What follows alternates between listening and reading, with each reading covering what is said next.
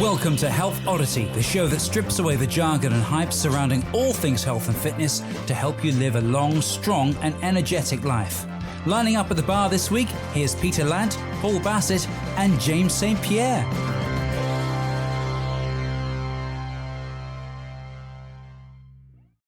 Hello and welcome to the Health Oddity podcast, episode 131. We are back with a fantastic guest today, who I will introduce you to in a minute. But this is going to be a good one because we've known this guest for quite a while, probably about a decade. We've attended various courses and done various things together. But this is going to be a nice conversation. But beforehand, I will introduce you to. We have got a full house of hosts today. So I will introduce you to Mr. Peter Lant. How are you doing, Peter? I'm all right. I'm a bit worried about this episode actually, because like sometimes it's quite hard to get the guests to talk, and this guy's quite stilted in his talk, isn't he? He doesn't really talk very much, so it's going to be quite tricky to draw information out of him, I think. Okay. I'm saying nothing already. See, he's already talking, and I haven't even introduced him yet. There you go. Derek, right, Mr. Paul Bassett, how are you doing? Fine. Very concise, very Yeah, well, yeah. Yeah. I thought I'd act as a kind of the opposite end of the spectrum. Oh, okay. Think Okay. simple. Okay. Nice. Not very Good. much. Good. Maybe you'll. Have I thrown you, James? I've thrown you. No, I'm haven't sure I? you'll You've got to chime be able in. to deal with this. I'm sure you'll chime in later on as we get going. If you want to be the next Michael Parkinson, James, you've got to be able to deal with difficult interviewees. Michael Parkinson. God, you're going back about 20 years there. Well, I mean, it's 20 years and the rest. Well, no, I mean when he finished. Yeah. Yeah, probably a long while, but yes, okay. I'm Be probably more Alan Carr. I think I'm probably aiming for the next Des O'Connor. Okay. Okay, right. Okay. So today we are joined by Mr. Ben Causa. How are you doing, Ben? Yeah, very well, thanks, James. Excellent. So Ben runs a company Fit6. He is sort of sports therapy, strength and conditioning coach. And like I say, we've known Ben for a long time. Various courses we've done together, from FMS stuff with Brett Jones to kind of various, I think probably kettlebell courses and fitness business type courses and all different kinds of things over the years. We did also, if you recognize the name Causa, we did have Ben's wife, Vicky Causa, on probably a couple of months back now, I think. Possibly. November, I think how it you was. had her on first before me. Yeah, we had Vicky on from Real Strong Women, which was a couple of months back, probably in November time. So Ben is now joining us today. So Ben, to start off, then, do you want to tell us a little bit about kind of your background, your origin story, I suppose, where you started from in the industry? I know you've been in the industry for a long time, and you've moved through various kind of iterations of what you do, and you've worked at various places, and obviously you run your own business. But yeah, if you can just kind of give us a bit of background on yourself, and then we can kind of ask questions and delve into different things as we go, if that's okay. Yeah, sure, no problem. I mean, as you said, I have been in the industry now for quite some period of time. I actually was thinking about this before coming on here, how many years it's been. So I've been in and around the fitness industry for about 26 years now, which is quite scary, really. Like, it's gone by very quickly, it's been a journey, and it definitely I've kind of managed to be in different sectors of that industry. I've worked in the private gyms, public gyms, corporate gyms. I've managed gyms. I'm now sort of obviously running my own business. And yeah, I've moved away a little bit from the sort of the gym side and sport therapy side now. But I kind of fell into the industry really originally. I kind of was in between work and going out to work or going into college. I wasn't really sure what I wanted to do. And then a friend of mine said, well, you're passionate about fitness and training and stuff. Why don't you become a fitness instructor? So I ended up working in a local council gym for 2 years when I was about 19, 20. And then, yeah, I guess I was always passionate about exercise and training. So I kind of continued that journey, moved into the corporate sector with a company called, well, you'll know it's Nuffield now. Back then it was Blade Runner. Okay. Yeah. So then Nuffield Health took them over. So I worked for Johnson & Johnson in High Wycombe. So I was there for 17 years. But as I did that, I was running my own business alongside that, which is Fit Six, obviously you mentioned before. And you know, I've done other bits and bobs alongside that, workshops, bulletproof your body. Me and Dan, who is my business partner, we were doing that for a couple of years. Yeah, I've sort of thrown myself in here and there. I moved away from the personal training side probably about 15 years ago. I felt there was going to be, and I was right, a huge kind of uptake in personal trainers in that industry. It was kind of one of those jobs where people were more and more people getting into it. And I felt like I had positioned myself where I'd got together quite a lot of knowledge from courses and stuff, but I wanted to set myself apart from that. So that's when I moved to the strength conditioning side of things with the UK Strength Conditioning Association, and did a stint at West Ham as well for a little bit. That was doing the sports therapy side of things, working alongside the massage, doing massage, sports massage for the football players before and after training. So that was a pretty cool period. But yeah, all the way along, I've sort of like built up more and more qualifications and looked to sort of expand what I do. I've been always passionate about keeping people injury free, because I was always frustrated whenever I'd get injured. So with a view of like sort of going down the physiotherapy route, it kind of like taking out a lot of time to do that was never really kind of wasn't going to be possible. So I looked at the sport therapy side of things, and that's why I ended up going down that route and training sport therapy, and which is what obviously now what I do, and my business is all about that now.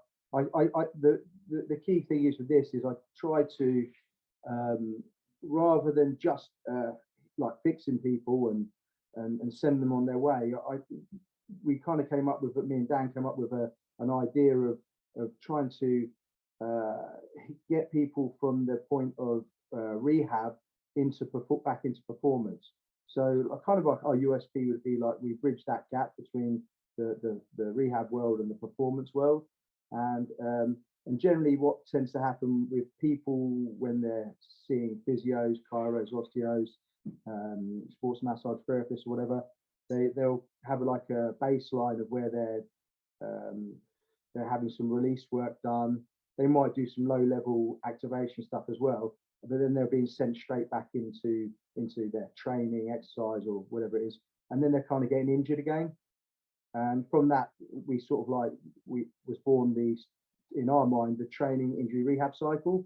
So what we see as our job is to actually break that cycle. So rather than just kind of doing that release work, going back into training and exercise, there's a middle part of that that's missing, and that's the bit that we feel now in our work. So excellent. And, yeah, it's taken 26 years to get to that point. You're an overnight success. Yeah, well, business is booming, so you know. Can I ask what Fit Six? Where did that come from? What's the story behind that? What does that mean? What's the significance of the name? If that's okay. Yeah, of course. So the way me and Dan saw movement when we came up with the name, or sort of how the human moves, is basically through 6 primal movement patterns. So you've got the lunge, the hinge, push, pull, rotation, and squat. So we kind of like this is kind of like Dan John philosophy. I like to try to keep everything as simple and effective as I possibly can, like, you know, keep it simple, stupid type thing. And I always think that a lot of times with trainers back in the day, they would overcomplicate stuff. There'd be a lot of stuff that you would do in the gym, like junk volume. So rather than that, like, we always adamant that it's these 6 patterns. Obviously, you've got like a vertical push and a horizontal push, vertical pull, horizontal pull alongside that. We'd see the lunge pattern as a gait pattern as well. So you might call that carries, or you know, some other coaches call that like loaded carries, or a gait itself. But we focus on the lunge pattern as part of that process. And then alongside the 6 primary movement patterns, you have obviously 3 planes of motion. So in my view, is we should train all 3 planes of motion, you know, sagittal, transverse and frontal, 33.3%, which is why, like, I guess, you know, certain training plans, you know, even things like, you know, CrossFit, they get a bit of a bad rep because people are injured or whatever, because they train a lot in sagittal, you know, basically going forwards, backwards, up and down a lot. I'm just going to hold this up, Ben. I'm just going to hold this up, okay? Because I was just going to ask you. I was going to say I think we've done 131 episodes, and we've never mentioned sagittal, frontal, or transverse plane. Oh, really? Oh, in terms of the words, because a lot of the people who listen to this are, you know, we've obviously got a number of gym owners and personal trainers and therapists and stuff, but a lot of people are end users. So can you just explain, for those who aren't watching, I've just held up the Acronym Hammer. We've not used that for a little while. Can you just explain in layman's terms what those 3 sort of directions of movement, the planes of movement are? Yeah, sure. So most people know, like, sagittal plane is like they would be doing a squat up and down, or a deadlift, picking up from the floor, moving forwards, moving backwards, like running. That's in 1 plane of motion, and it's quite rigid to that plane. Frontal would be like side to side. So an example of that, and it's going to really rubbish example, but it's one that popped into my head straight away, is like doing like banded lateral walks. Would be an example of that. You got rotational, which is the transverse plane. So that might be like on a cable machine, like doing wood chops or maybe Russian twists, something like that. That would be there. But so how I view training should be, we're looking to program those 6 primal movement patterns in 33.3% of each of those movement planes. Yes. And that to me is training. Yeah. And we overcomplicate it. Yeah. I shared something just earlier today. Actually, I was listening to Dan John's latest podcast, and it was a quote. It was just kind of said in passing. He was answering a question, and he said, "Have the courage not to get bored." And he was talking to coaches, but also talking to people who train, whereby we feel the need sometimes, like you said, you use the term junk volume, or, you know, stuff, you know, fluff, just rubbish that you kind of can put in. And because people sometimes get bored doing, you know, a press, like you say, a push, a pull, a hinge, a squat, a loaded carry, a lunge, a rotation, you know, and we try and make things, like you say, more complicated, more entertaining, more sexy, because some people, you know, get bored, you know, and I think that's the main thing. It's just not overcomplicating things. And I mean, we, Pete, myself, Paul, you, I'm sure, when we're training, we don't do loads of fancy, great stuff that looks amazing on Instagram most of the time. It's we the go basics. back to the basics, right? Yeah, exactly. Speak for yourself. My stuff looks amazing. Your stuff looks very sexy, Pete. It looks exactly the same every bloody time. I'm gonna say in those pajama bottoms outside.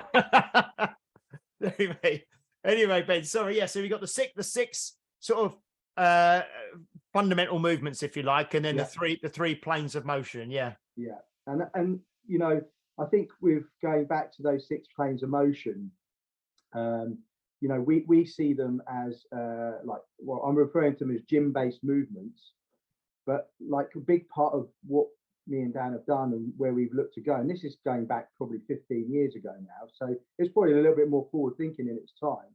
But fundamentally, we've gone back in time thinking about a squat. What would we use a squat for? You know, you're actually, it's a human resting position, right? It's not to load up necessarily, although if you're picking something up off the floor, you may squat down to pick it up, or you might hinge to pick it up. That's a human pattern that you were designed to do, right? But thinking of like more forward thinking, the population that we're in at the time of when we designed this, it was very much all about aesthetics and bodybuilding. You know, it was that kind of period where you get a bicep, you do a bicep curl because you're completely focusing on that one particular muscle, or it's a tricep extension. It wasn't looking at the body as a whole, it was isolating body parts. And where we sort of saw stuff was that, okay, that's great for aesthetics, that's fine, it's no problem at all. But if you get deeper into it, like, and this goes back to a good friend of mine, and he's been a friend of the podcast as well, Chet Mojaria. He gave me a book once called Start With Why, Simon Sinek. Yeah. And if you ask anyone why they exercise, why do you exercise? Oh, because I want to look good. Why do you want to look good? Oh, because I want to get a girlfriend. Why do you want to get a girlfriend? Because no, if you keep asking why, eventually you get to it. They don't want to die at a young age, and they want to be mobile for as long as they possibly can. That's fundamentally it, right? So why are we training so desperately for aesthetics and actually potentially causing more issues? Because we're training in isolation, the body isn't built like that. Why don't we look at the body as a whole and actually, in fact, train our bodies for longevity rather than just for this, this like next 2 or 3 years to look good? Makes sense, right? And then when you do that, you actually then open up the demographic of people to a whole different variety of people. And actually, you're working with more elderly clientele, helping them to move better. No one wants to be like the age 70 stuck in their bed, unable to get out of the bed because their body doesn't work, So fundamentally, to me, longevity trumps aesthetics, and aesthetics is a byproduct of longevity. I've been talking about that recently quite a lot the last few weeks, because there's a few people I've spoke to, even some of my guys as well, and I don't drill it into them, but I talk about a lot about how your age isn't a thing to hold you back. Because like a lot of people will say, oh, I'm in my 40s now, so it's downhill from here. And I've been talking about that a lot recently. The boredom thing, I've got a guy who's 60 and he's currently doing a thing, like it's kind of like the 10,000 swing challenge at the minute, but just because it's cold outside. So he does like 10, 15, 25 swings and then some exercises after that. To fill in the gaps and all that, and then he keeps moving a bit. But when he gets to the 25 swings, he's like, it's so boring. And I'm like, it lasts like what, 50 seconds? It's like, you know what I mean? He goes, oh, I get bored. And it's like, you get bored in 50 seconds. Like, anyway. But I've been talking to people a lot about this, and I've been talking about how, like, I'm what am I, 46 now. Until I started taking this properly seriously, I was 37. About 9 or 10 years ago, that's when I was like, right, I need to do something about this, because I was out of shape and all of that. If I hadn't have done anything, I would have declined from 37 down to wherever I'd be at 46 now. But actually, I'm stronger and fitter and healthier and all of that at 46 than I was at 37. So I've gone up and not declined. And I was talking about this to a guy. It's the same guy, actually. He's in a club, and there's an ex-Olympic West German rower in this club who's in his 80s and he's nails. And he's in his 80s and he's still really strong. I said, yeah, but he's declining from an Olympic level. You know what I mean? So actually,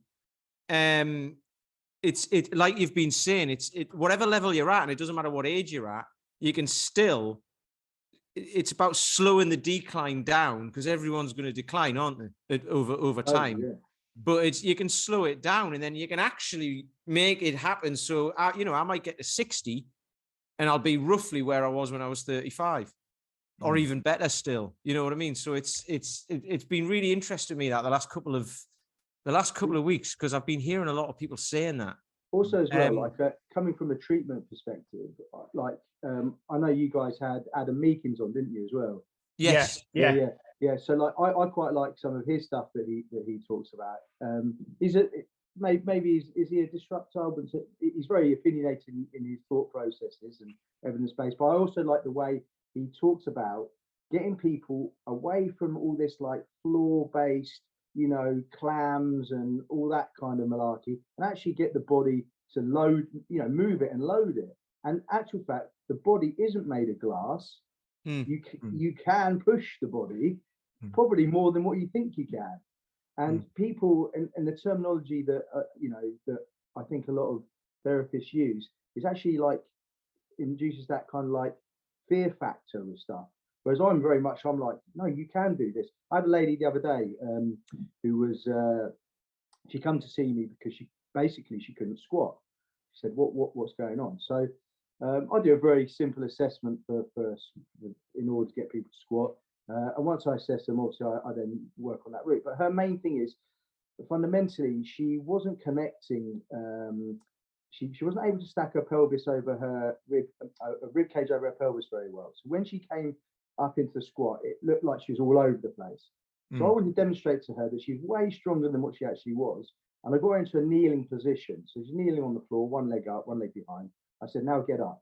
And she did the archetypal, put the hands on the leg. Tried to, if she had something else around her, she'd have held on to something to pull herself up. But instead, she put her hand there, and she kind of body jerked up.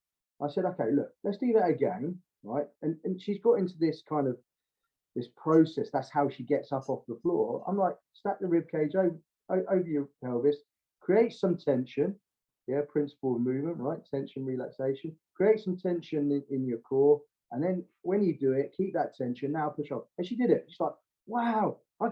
She's just totally blown away. And it's like the fear factor of being able to get from a kneeling position to a standing. She couldn't do it. And the thing is, if I went down the conventional route, I would have been getting her doing glute bridges. We would have been doing probably some clam work. We've probably been doing some dead bugs. But she didn't need to do any of that. She just went straight into the movement.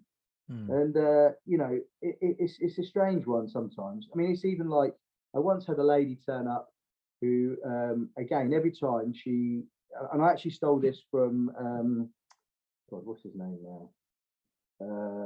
There's a physiotherapist, an Australian physiotherapist. The physio detective he's called. I can't think of his name now. He'll come back to me. And like this lady was like, every time I squat, I'm in pain. I went, okay, fine. Can I see you do a squat? So she did a squat. So it's I met her for 5 minutes. Yeah, the consultation period or assessment consultation I do is an hour. So in about the first 5 minutes, I said, can I see you squat? So she goes down into this squat. Yeah, I'm in pain. I went, okay, cool. Do something different. She goes, what do you mean? I said, do something different in the squat and see how it feels. So she goes down, does a squat, self-corrects, and is no longer in pain. I didn't have to treat her.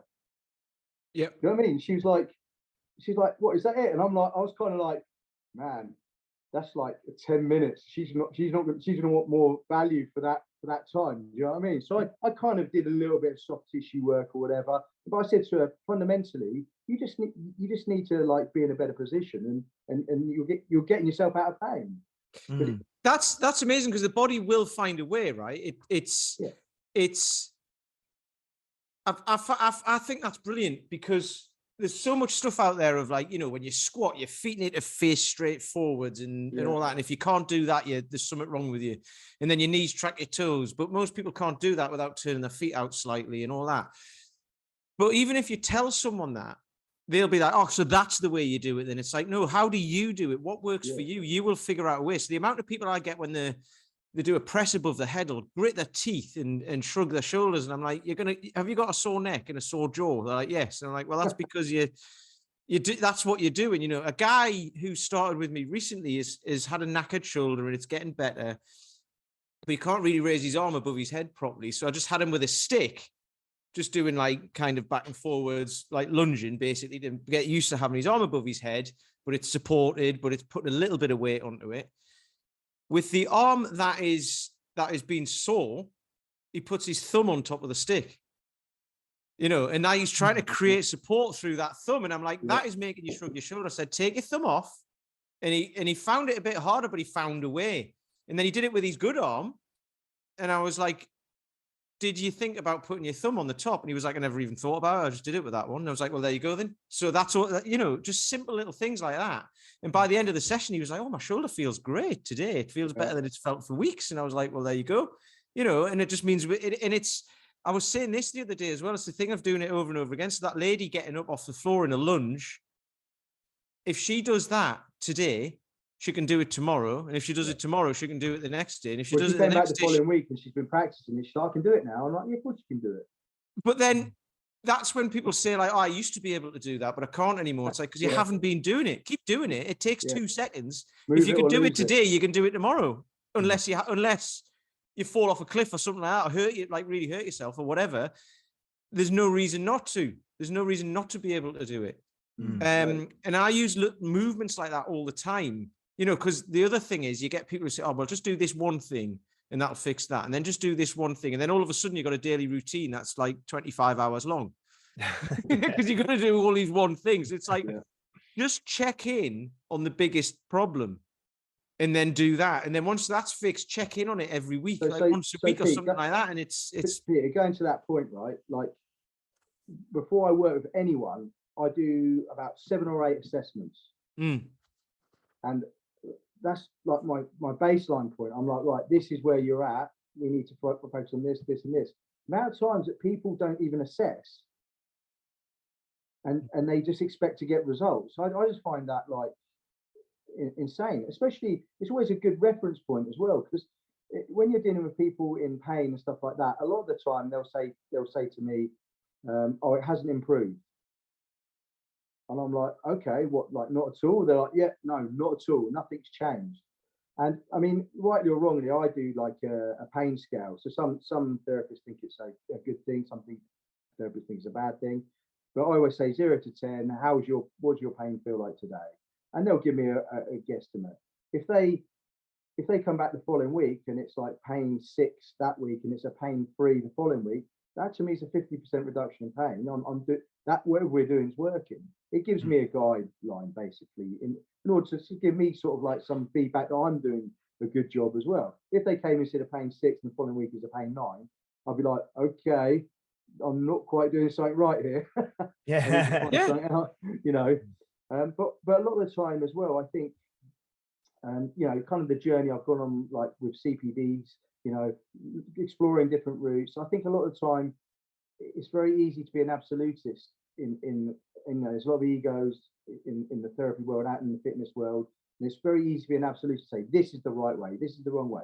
I try not to be like that. I try, if this thing works and this person's happy, then it's worked. Do you know what I mean? I'm happy with that. Equally, I like, if someone has an idea, I'll go, okay, I'll see if that works for me. You know, we talked before. I said, you know, I've picked up so many different things from different people and use that, like all the things that I think work best for me, and then sort of put that into my system in order to help people. Whereas, like, you know, sometimes we can stay rigid to these systems.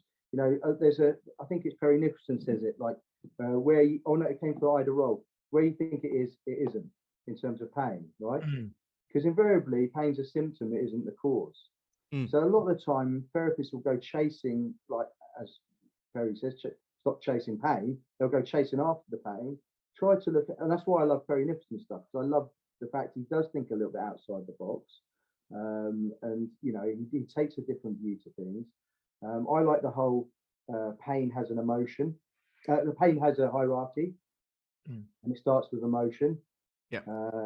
Lymphatic system, endocrine system, central nervous system, organs, musculoskeletal system. So invariably, if someone turns up with musculoskeletal pain, I'm actually assessing them before they even walk through the door. Like, I've got some steps down to my clinic. As soon as they appear at my house to come in down to the clinic, I've opened up the door and I'm hi, how are you? You know, chatting. Are they happy? Are they sad? Are they angry? Or, you know, does their facial expression show pain? You're assessing them the whole time before they've even entered into the treatment room, because emotion is an important and integral part to where they might be in terms of the hierarchy of pain. So if they're stressed, anxious, nervous, what's their breathing patterns going to be like? Is that going to impact, you know, how they respond, like how their hormones are? Is that going to impact then, like, you know, what's happening to their breath pattern? You know, all these kind of things can have an effect. If someone's got shoulder pain, then the first thing I look at is breath and core. Because you know, if this thing that you do thousands of times a day, i.e. breathing, and the pattern is like completely out of whack, you know, you're thinking like this kind of breathing, your chances are that it is going to create some form of tension around the neck and shoulders. That probably is going to be a bit of a factor to it. Invariably, what people do is go, oh, you got shoulder pain, I'll go straight after the shoulder, and lo and behold, it comes back again. You know, how do people respond then to the way you do stuff? Because this is, I find it great, because, you know, we've been on lots of the same courses and stuff like that, and I do the same as you. I pick up what I what I need and what I'll want, and the rest of it I'll forget about it until I need it, until something shows up, and just and put things together in that way. But some people don't respond to it necessarily that well. They'll go, no, it's not my breathing. I've got a sore shoulder, and they'll not. It doesn't matter what you say. They'll be like, no, I just want to make my shoulder stronger. So get me to do something, or they'll just disappear. So how do people tend to respond to your kind of method? Yeah, so that is a great question, because there's a few things related to that question. Firstly, my marketing is very specific. Oh, my door's just gone. Sorry. My marketing is very specific. So my target audience invariably will know what I do already, or if they don't, they're kind of on there. They've been to see like 5 or 6 different therapists. They've had this, all the work done, and they're kind of at the stage where they're disillusioned, frustrated, and they're probably, going back to your point, Peter, they're willing to listen at that point, because they've tried everything else. And for me, I'm always like, look, last point of call is something like a cortisone injection or operation. We don't want to go down that route, and they don't want to go down that route as well. So these people generally find me. I'll get people all over the country coming to see me, because they're trying to find someone who will think a little bit outside the box. And there's not many people that do. Trust me, it's I find it like a bit strange, really. Just think a little bit more laterally to stuff. And so I've already got that kind of level of buy-in already, if that makes sense. But like I got a great example of a guy once who came to see me. He's a Mexican guy. He didn't fly from Mexico. I'm not that good. but he was a Mexican guy, really lovely fella. But when he turned up at the top of the steps, he had a sadness in his eyes that, like, I knew, I felt deep down, and I guess intuition comes into it a little bit as well. But I knew deep down that this was more than shoulder pain, because he's coming to me with shoulder pain. And oh man, it was probably like one of my favorite ever treatments. I chatted to him. I listened to what he had to say, and I sort of said to this guy, I was like, is there like anything sort of bad happened to you in the last, I don't want to pry too much, but anything bad happened to you in the last year or two? And he said, yeah, my wife died. I was like, oh wow, okay. And you could really see it in his breath and how he held himself. So I got him on the couch, lie down, we were doing some breath work. I was doing some very gentle soft tissue work, like very gentle, just kind of like, but I wasn't really doing anything. And like afterwards, I said, how's your shoulder? He goes, and now I don't know whether it is offloading something to someone, because he cried, made me well up too, right? He was offloading something, and he got that off his chest, worked on a bit of breathing, and he was like, wow, my shoulder feels so much better. I could honestly, this guy, get him back today, and he'd tell you, like, that was amazing, like what you did. I actually really didn't do that much. Taught him how to like breathe a little bit better, did a little bit of like soft tissue work. I didn't really do much more than that. Never seen the guy again since, and he still stays in contact with me. In fact, he messaged me the other day to see if I want to go out for beer with him. But it's a really cool, really cool experience. That guy, he's a really nice guy. Really traumatic period of his time, and it's sometimes people like that turn up and they're willing to just do anything, I think. Because did you say in your hierarchy of, I think it was like a hierarchy of things that lead to the symptom of pain, was emotion the top one? Was that the first one you said? Yeah. So that's. So I always like that. That's how I'm always sort of like engaging with people. Like, do they have anxiety? Have they got depression? How they respond, do you know what I mean, to the questions? Are they really chatty, or are they like really withdrawn? It's like all those things I think are really important to that. And also as well, I've got to try and create some form of buy-in, because a lot of times people don't even know who you are. And they're just kind of they might have had a referral from someone, but fundamentally they still don't really know who you are as a person. So it's getting to know them as well. And I think those kind of things there, building that rapport, are so underrated in the therapy world. I mean, I guess after a while, people always, it's like personal training, and in your gym and that, James, you build rapport with those clients over a number of years. You become really good friends with them, right? It's kind of different in the treatment world, because my main aim is to empower them to take ownership of whatever it is they've got going on, go away, build their strength, wherever it is they need to do, rebalance. And then I might see them ad hoc sort of thing. And then the aim for me is to actually get rid of them. Yeah. For you, it's probably to keep them coming. I'm like, you need to go away and take ownership of this stuff. I'll set you the tools and away you go and do it, sort of thing.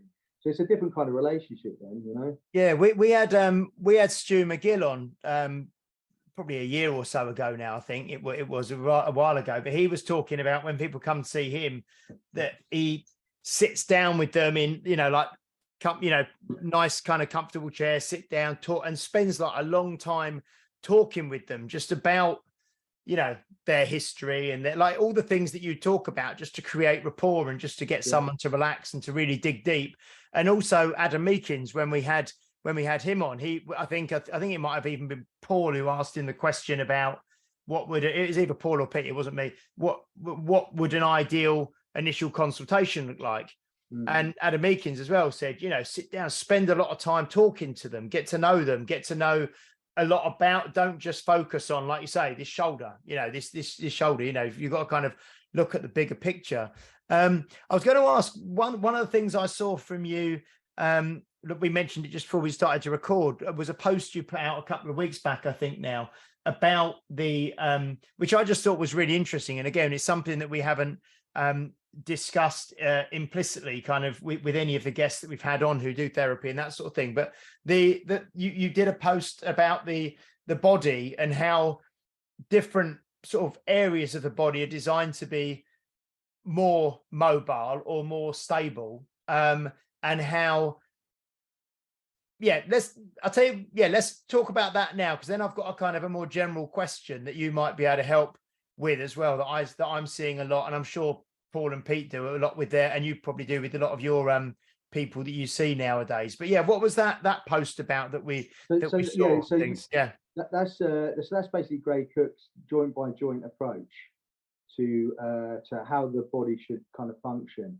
So it's basically what he's saying is your body's built on a system of joints.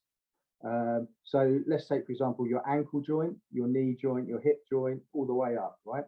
So what he's saying is the ankle joint should have mobility, your knee joint should have stability, your hip joint should have mobility, your lumbar joint should basically be stable, thoracic spine should be mobile, cervical spine should be stable, shoulder mobile, elbow stable, wrist mobile. So you take every joint on joint, there's mobility, stability.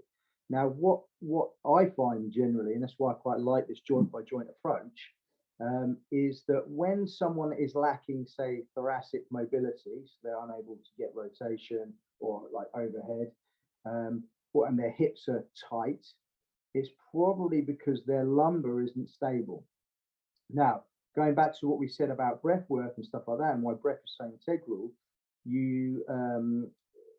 when someone says to me, "Oh no, my core's strong, I can hold a plank 10 minutes or whatever," I'm like, "Okay, cool. Can I just assess your breath?"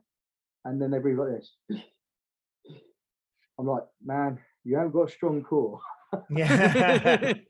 If you can't like activate your diaphragm, if you can't breathe into your diaphragm, it's not a case of maybe you are strong, maybe you are. No, your core is strong because it is compromised, right? So therefore, pelvic floor, transverse abdominis, multifidus, they're all probably compromised because of that one thing. So therefore, you have to then look at it, regress things to then stabilize again. So work with the breath, going back to what we talked about before. So when someone's locked down thoracic or hips, it's generally probably because they've got some lumbar stability issues.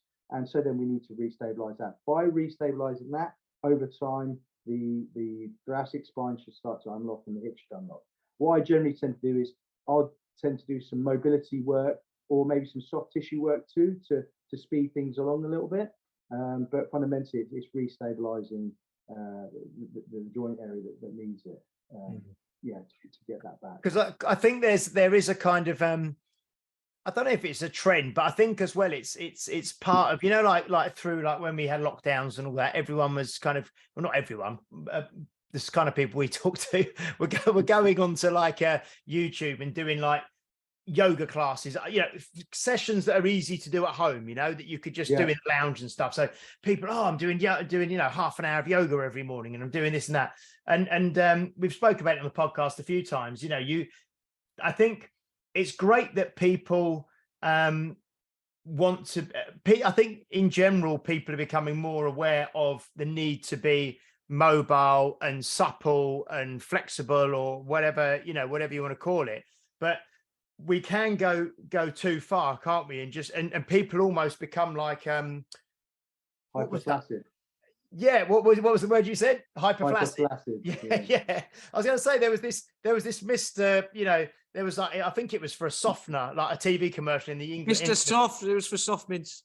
Oh, Mr. Soft. You know, all floppy and no kind of stability in the joints, and just be like really loose. And you see people who are we've got a lady at the gym who trains, she's about 60 now, I think, but she's really hypermobile, and she's really, you know, can sit just straight down into a squat with her bum basically on the floor and stand up and everything. But as soon as you try and actually load her in any positions, she's really weak, you know. Cool. So going to that point, right? What is it that a man, Yogi's going to hate me now? Please don't hate me. Don't worry, I think I pissed them off a couple of weeks ago. So there's none of them listening anymore. Well, that's all right then. No, let's say, for example, you're really flexible at a joint, right? And you're really inflexible at another joint. Which joint are you going to want to stretch more? The one you're good at, right? Because it feels better. The one that feels tight as anything, you think to yourself, oh God, that feels painful. So there was once I was in the gym once, and the guy used to do these back bends all the time, super flexible.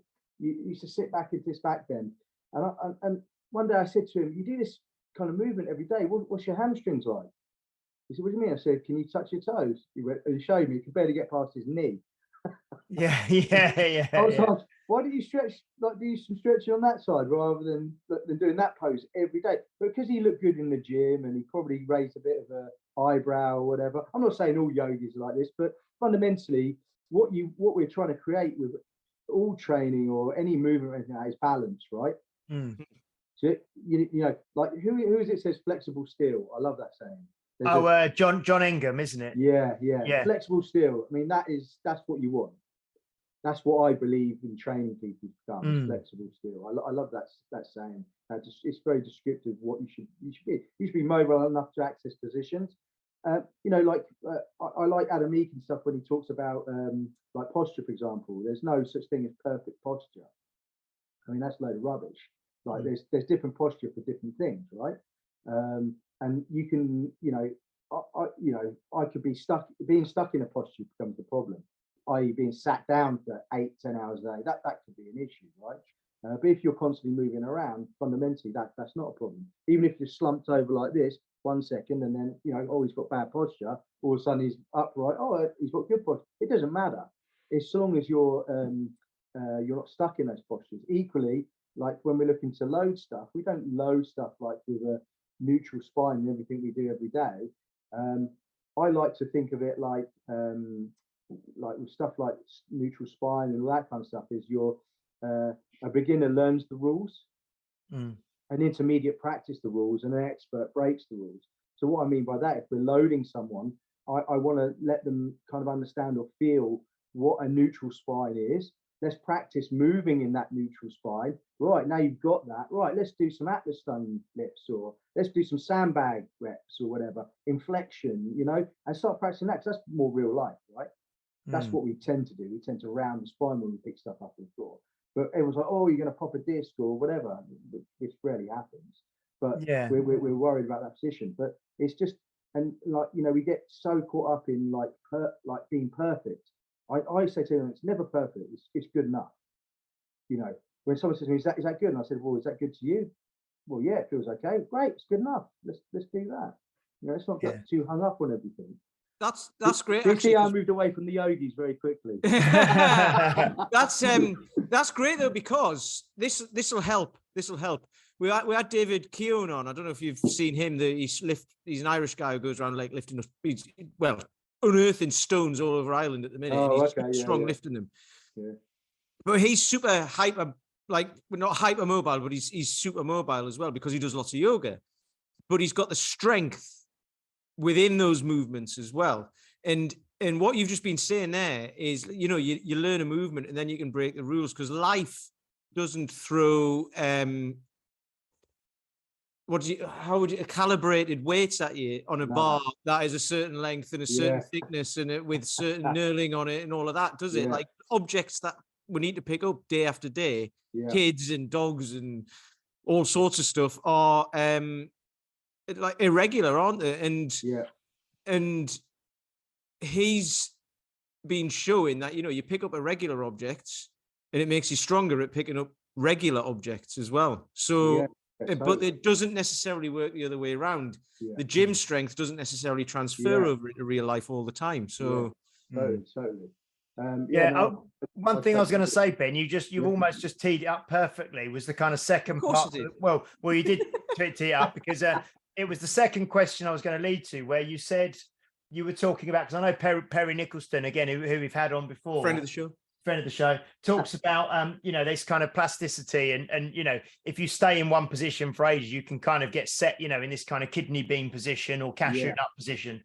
And the thing I was going to ask you was, a lot of our it would be the same for lots of people now, but a lot of our members at Unique Results are you know, office-based work people who then, over the period of kind of being locked down, were working at home like for long periods of the time and then not leaving the house very much. And now I'm surprised the number of people who still work from home, you know, 3 or 4 days out of the week and only go into the office 1 or 2. So predominantly they are sat at home. And I'm sure that people are getting more niggles and injuries and tightness and things than they were previously, just by being, like you say, because even if you get up in the day and you go and you travel to London, you know, you're up, you're walking to the station, you're moving around, you're walking up and down the stairs at the station, you're going to work, you're going out at lunchtime. But a lot of people are literally, you know, existing within 4 walls, you know, certain days of the week, and may only be doing 1,000 or 2,000 steps a day total. I mean, do you notice people, this kind of pandemic of sitting, I suppose, that people have had, and then the kind of knock-on effects, lots of things around shoulders, and people are saying, well, because I always use a mouse on this, you know, this hand, and I'm sat here, and obviously people probably, if they're kind of fairly senior and they're working from home, they're probably actually working longer than they would do if they'd be going into the office, because a lot of these people are logging on at 7, half 7 in the morning and not logging off till 6, half 6 in the evening, and they're barely moving apart from sitting at a desk, you know. I mean, also as well, they at home, they generally won't tend to have the ergonomic desk setup that they do in the office that they spend thousands on as well, right? Yeah. I mean, I think you're, I mean, I said a minute ago, business is booming. So part of that business is booming is because, whereas twofold thing, I think of that is obviously, like you said, from the back end of the pandemic, with like a lot of those issues, desk-bound posture issues. The other issue is obviously lack of getting into CGPs. People paying to get this stuff treated privately. So based on that, like, you know, as anyone who's got a small business, I'm always looking over my shoulder, right, thinking, oh God, when's the next when's the next bit of business going to come? But and especially when you're sort of we're in a recession or leading into a recession or whatever. But you know, so I am looking over my shoulder, but you know, I have found the last sort of 6 months, it's just picked up and picked up and picked up. And you know, now I've probably got about 3 weeks in advance before I can book most people in. So it is, and it is probably partly because of both those reasons, I think. I mean, I spent, like I said, 17 years in Johnson & Johnson, which is basically all I did was work with desk-bound posture. And you know, it's not what I necessarily want to do. I like the more sports performance side of things, but performance to me could be performing in life, performing in their work. You know, that's still performance to a degree, right?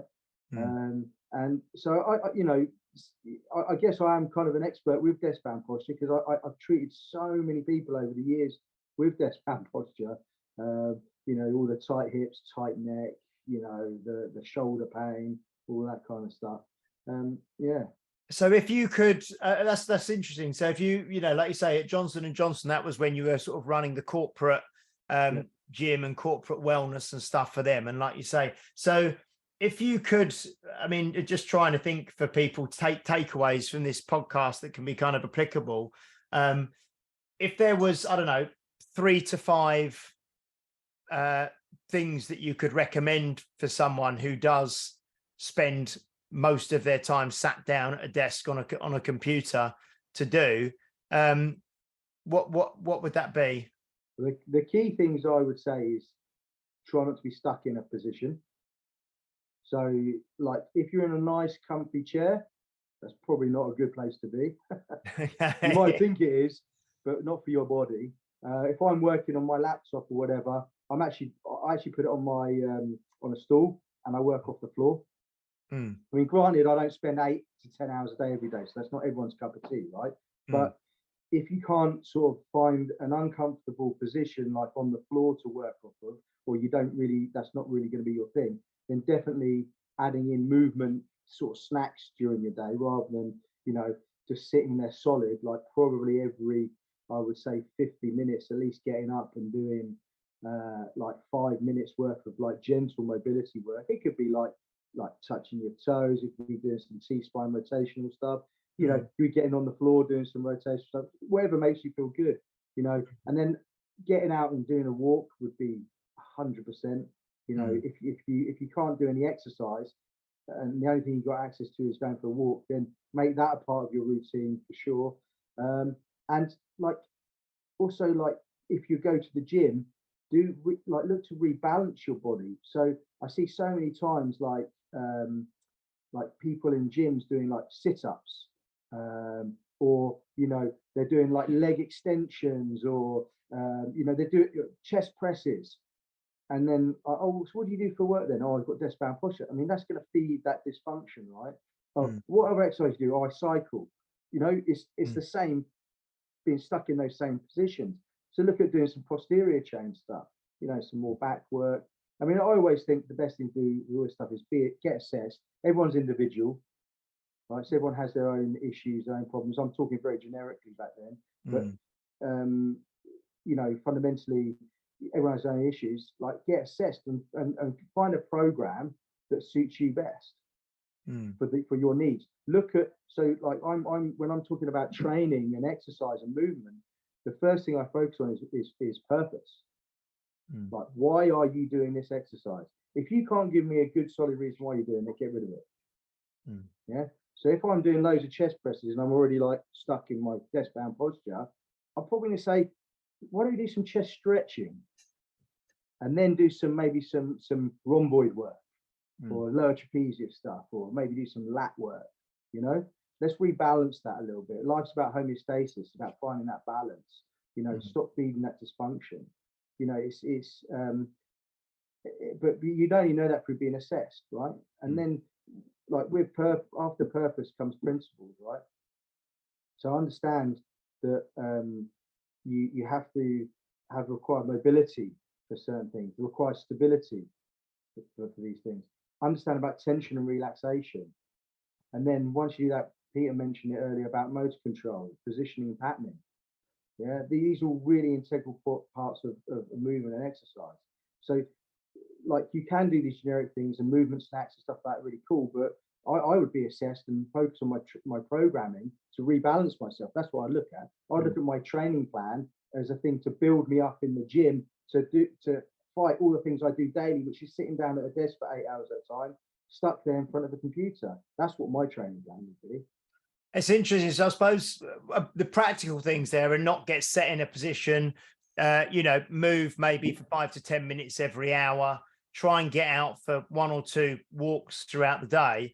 And like you say, I think probably, I know it's you can't give like blanket advice to every single person on the planet, but if you're spent 8 to 10 hours a day sat down, hunched forwards, you could probably do with stretching off the front of the body and strengthening the back of the body, couldn't you? That's as easy as that. Yeah. Yeah, it's so yeah, no, that's fantastic. And we know, yeah, go on, sorry.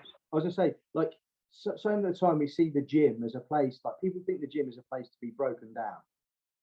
And I think we need to get rid of that misconception. I see it as a place to build you up as a human, make you more balanced, make you stronger, make you fitter, make you, feel better about yourself. It's a place of building you up. Well, I don't know why we're so intent all the time on trying to beast this person. Oh yeah, look at this workout. That guy's dead on the floor. And we think that's great and we applaud that. I find that strange. Like, to me, it's like, yeah, let's get there. Let's rebalance this person. Let's make this person stronger overall. Let's do all these really cool things rather than, going to the gym. I mean, going to the gym and getting injured. I mean, I think it's pretty much one of the stupidest things you can do. You're in a closed environment, pretty much.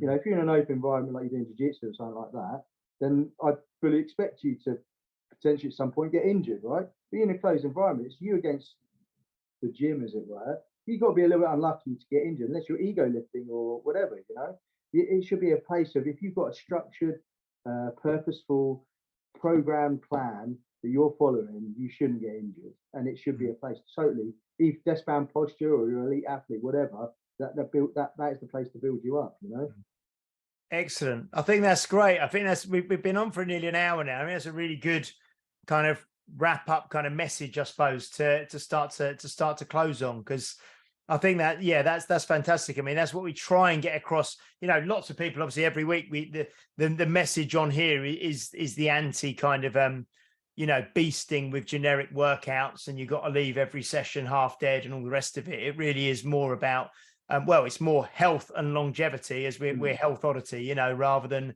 going all out and, like you say, injuring yourself by overdoing it and using your ego. But Pete, what would anything you'd like to kind of start to wrap up with? And I mean, we've covered a hell of a lot there today in the last sort of hour, but it's anything you'd like to add? Not really, no. I mean, we've covered a hell of a lot there. It's just it is interesting. Just the last thing Ben was talking about there. There's a new guy started with me this week. The guy with a sore shoulder, because he'd hurt his shoulder and stuff. He's in his 40s. He had a trainer years ago, I don't know when, he was saying, he ached every single day. And he was doing like 2 or 3 sessions a week or whatever, but he ached every single day. Every day. And he was like, it was awful. And I was like, that's not what we do here, by the way.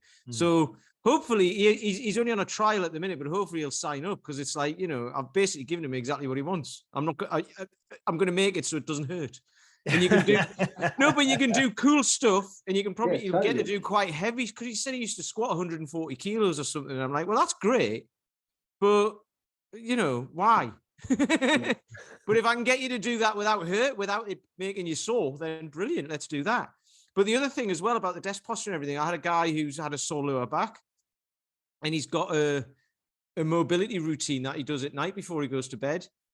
And I asked him what was involved in it, and every one of them, basically he wasn't doing any hip extension whatsoever. It was all hip flexion.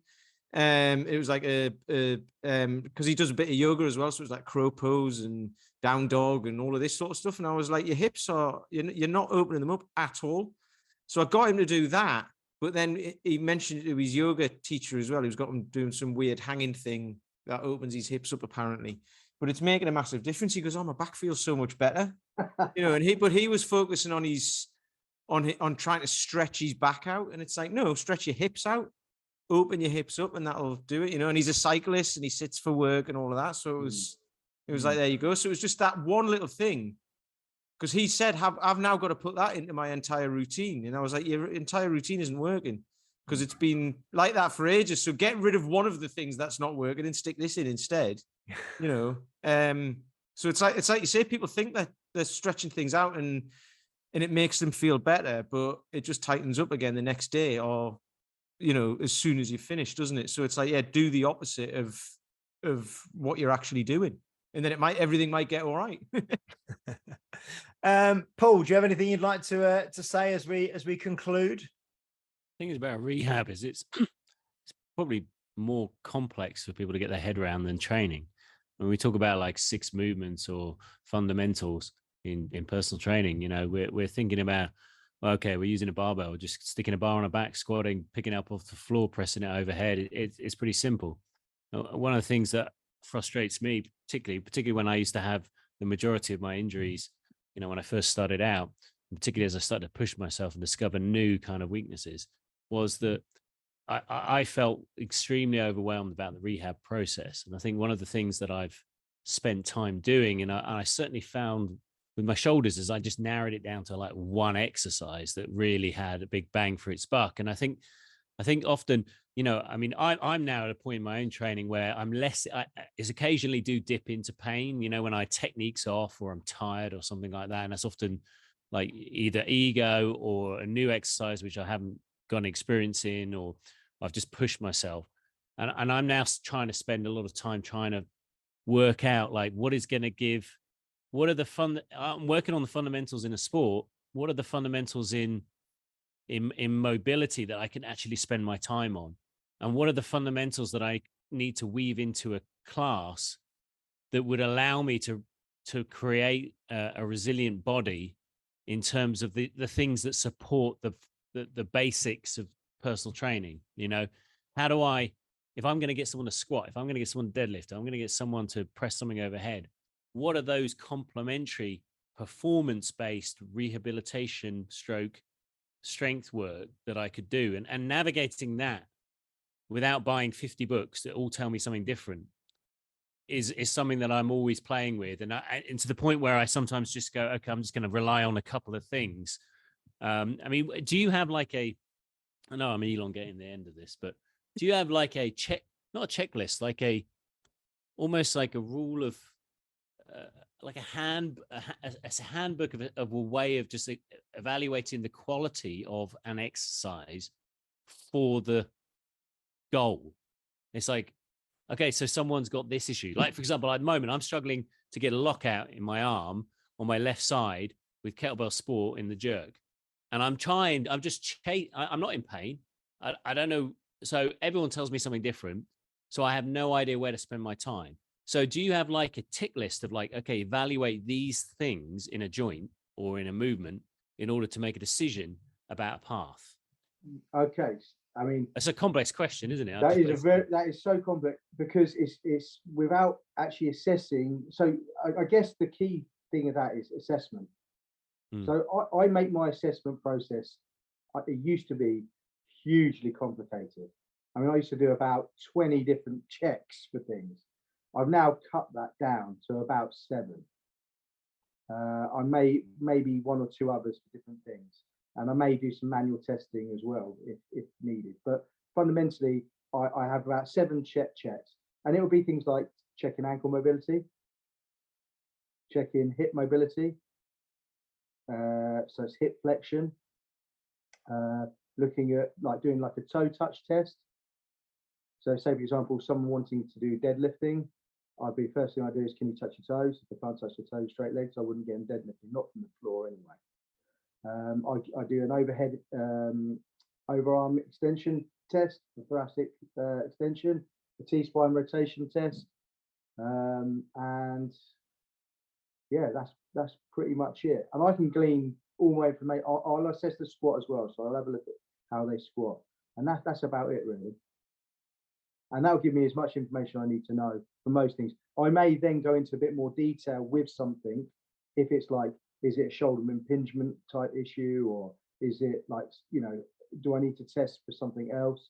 Then I'll go into a bit more detail. But as a real basic assessment process, that's what I look at. I maybe look at leg length discrepancy as well. I think that's why I was initially quite fascinated by the ATG system, because it seemed to take archetypes of movement and then apply a particular training exercise and then a progression within that, which simplified that process for someone who's not an expert in rehabilitation or movement.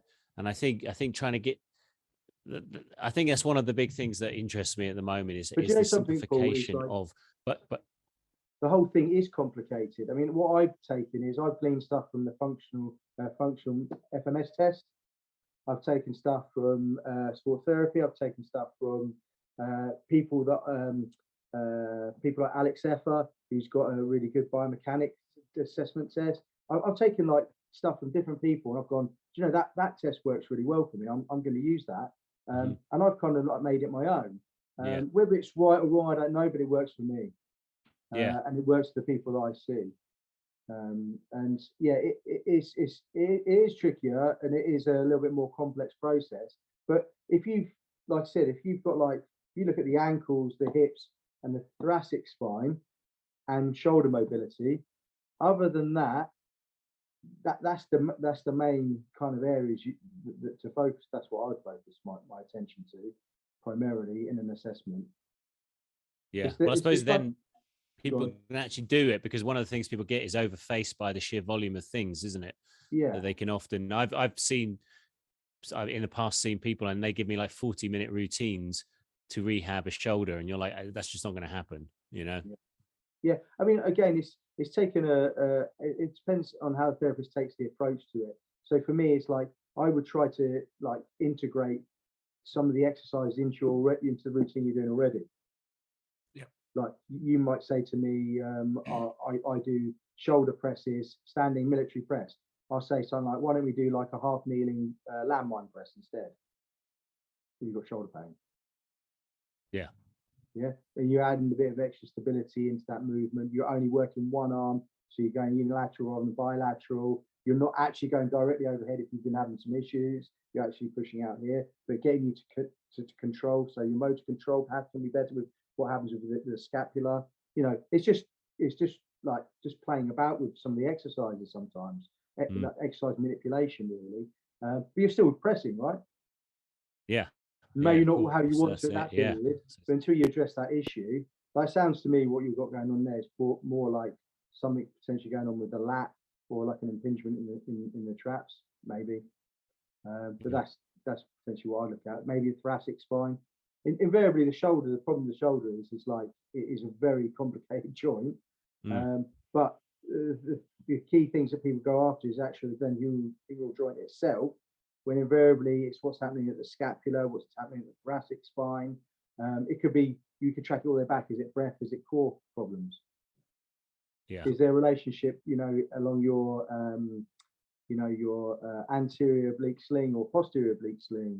It's looking at those things. And then obviously for you, that's my job as a therapist then to go actually to figure out the piece of the puzzle and go, actually, it's this. I mean, I once had a guy who had a shoulder problem, and like he saw all these different people. I had a look. He had a punctured lung, and he had a scar where they did whatever they did into his lung. And all I did was did some soft tissue work around that scar, sorted out the problem. Do you know what I mean? I just thought, what's everyone else done? I listened to what he'd had done already. I said, well, anyone gone after this scar? He said, no. So I went after the scar, sorted his problem. So, everyone's, it's quite hard to be universal with that approach. But I always say ankle, hips, thoracic spine and shoulders are a good place to start for anyone with mobility issues. No, that's great. Excellent. Ben, if people want to follow you to find out more about what you do and potentially, I mean, do you do any kind of online work, or are you all in person? I do online work. I prefer to do face-to-face, James. Yeah. But and you're in High Wycombe, are you? You're based in High Wycombe? High Wycombe, my clinic, yeah. Yeah. But yeah, I do online work. I prefer that face-to-face interaction, if I'm honest. And I like to be hands-on too, which obviously you don't get the benefit from when you're kind of online. So yeah. So if people do want to kind of follow you, find out a bit more, even just to kind of follow the content you put out, and then potentially down the line, if anyone wants to get in touch with you for any, sports therapy and work like that, what's the best thing for people to do? They can get hold of me on my website. Yeah. So it's www.fit6.co.uk. So is that fit, FIT, and then the number 6? That's right. Yeah. Yeah. .co.uk. Or follow me on Instagram, which is Ben Causa _fit6 number 6 again. Excellent, fantastic. Well, no, thanks so much for coming on, Ben. Yeah, thanks for having me on, mate. That's been a really interesting discussion. Like I say, we've talked about some bits there that we haven't touched on in the previous, 130 episodes. So that makes me feel good, especially with the type of people you had on there. So. that was really good. And and hopefully I'll get to see you at some stage at a course or a workshop or something, sure something in the near future. Yeah, brilliant. Yeah. Great to see you all. Yeah, excellent. So thanks so much, guys, for listening. Please do like, share, subscribe, leave a review if you're listening on a platform that allows you to do so. And if you'd like to join the Facebook group, just go on Facebook in groups, search Health Oddity, click on join, and then one of us will let you in. We will be back next week with our second visit from Brett Jones, the Director of Education for Strong First, coming live from Pittsburgh in America. He'll be talking about his latest book, Iron Cardio. So that will be good. So we will see you next week for episode 132. Have a fantastic week, and we will see you soon. Bye-bye. You've been listening to Health Odyssey with Peter Lant, Paul Bassett, and James St. Pierre. To get your regular fix of hype-free health, you can subscribe and leave a review wherever you get your favorite podcasts. You can find out more on today's and other topics at healthodyssey.com or find us on Facebook or Instagram by searching for Health Odyssey.